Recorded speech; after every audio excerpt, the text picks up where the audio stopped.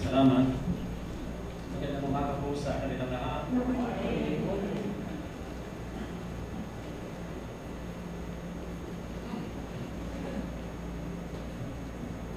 Ating pong passage ay sa Jeremiah chapter 29. Meron pong isang talata doon na masasabi natin paborito ng marami.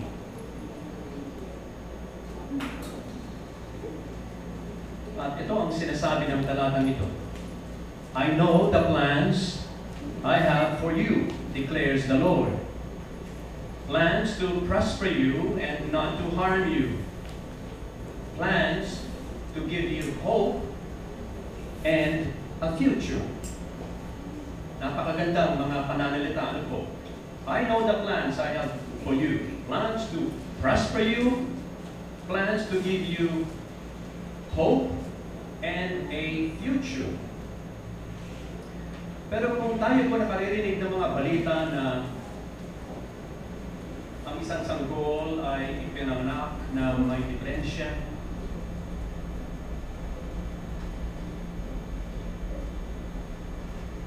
kung titingnan po natin ang mga nangyayari ngayon sa ilang dako ng sanlibutan,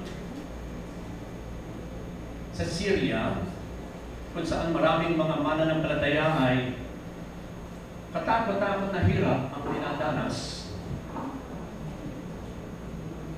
Pag narinig po natin yung mga balita na mga mananampalataya ay nailalagay sa pilitan, Christians who are imprisoned for their faith,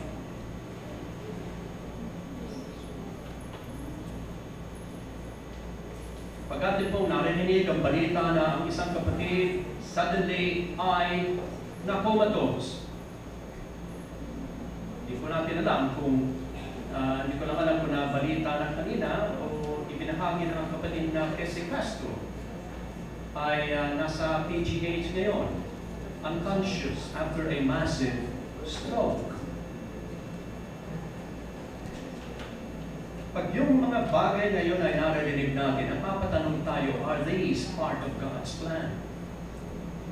When something unpleasant comes to our lives, often we ask, are these part of God's plan? How do they connect with the verse for this morning? Plans to prosper you and not to harm you. Plans to give you hope and a future. Prosper you. Ilan po sa atin dito masasabing o masasabi natin na-experience ko na ito. Wala na akong hahanapin pa. I have so much in terms of materialism. Napakayaman ko na. Kung titingnan po natin ang mga ilang mananampalataya sa ibang bansa, especially those in the third world countries, sa Africa, mga mananampalataya, marami rin nagugutom.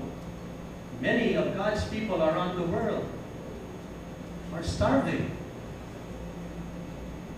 deprived of the basic needs of life.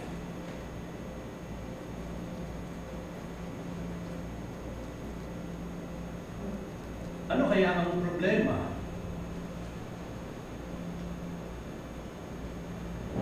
The beautiful verse is one of what we can call a verse that is often misapplied, where the words are taken out of context so that we can feel good about it. Yun po ay napakadelikado kung tayo ay titingin sa salita ng Diyos at kukunin lang natin yung mga talata na maganda pakinggan, verses that will make us feel good. At sa maraming mga iglesia, ito ang ibinibigay na tiin, binibigyan tiin ng mga tagapagsalita. Yung prosperity gospel.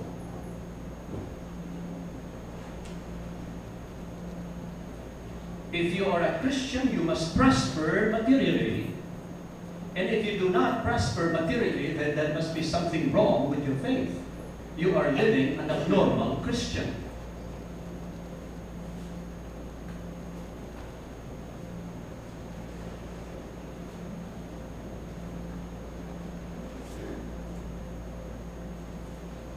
Noong pong isa sa aming staff ay naimbitahan na magsalita sa isang sikat na iglesia rito sa Manila. One of the biggest assemblies or church in Manila. Hindi ko na po babanggitin kung anong iglesia ito. But this lady was asked to share about the suffering church of God. But as in many of these big churches, itong script ay, o yung outline ay hinihingi nila ito bago pa magbigay ng iyong mensahe. At nung nakita na yung script ay, o yung message o yung outline ay heavy on the sufferings of Christians and why we should also expect sufferings and persecution as people of God, medyo na-alarma yung senior pastor. Ayaw niya kasing matakot yung kanyang mga audience. He only wants the audience to feel good about the message. So, ipina-revise niya yung message. And yet, it was a very scriptural message. When we follow the Lord, it is not prosperity that follows. Rather, it is a life that leads to suffering. Denying yourself, leaving the self behind.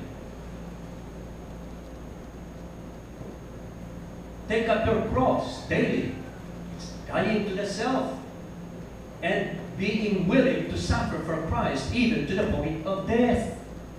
And follow me, follow me. Jesus was walking the hard road, and his disciples must also walk the hard road. That is the life of a Christian. Jesus never promised prosperity here on earth. Rather, he said, in this world, you are going to have trouble.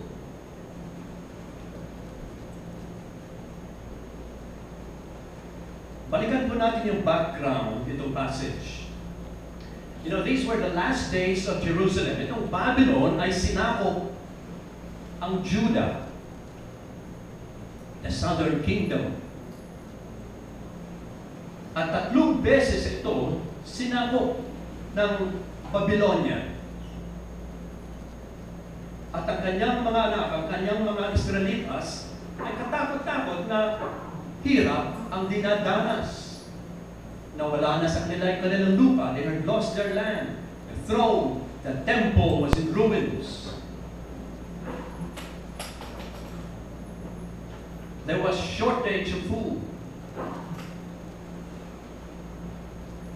And they were afraid. They were terrified. They were afraid not because they're going to die, but because of their concern for their families, their sons, the future of their families, and the future of the nation. So in short, the people had every reason to ask, what has gone wrong? Ano nang nangyari? Why has God abandoned His people? And what are they going to do?